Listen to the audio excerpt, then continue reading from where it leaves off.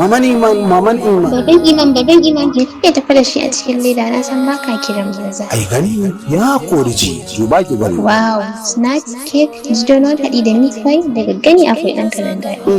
Maman Iman kenan. Ai daga Farhas Kitchen and More nake. Ba yabo ba fallasa, ba iya haka suka tsaya ba. Sun kware wajen yin abincin gargajiya da na zamani. Haka zalika suna yin delivery a ko'ina a faɗin duniya. Suna nan a cikin Yolabi. 10th Avenue, number 17. Suna yin aikin biki. Dina, walima, sauka. Suna haɗi da zoɓo. Kunun aya, jinja da dai sauransu. 0800 351 Farhas Kitchen and More.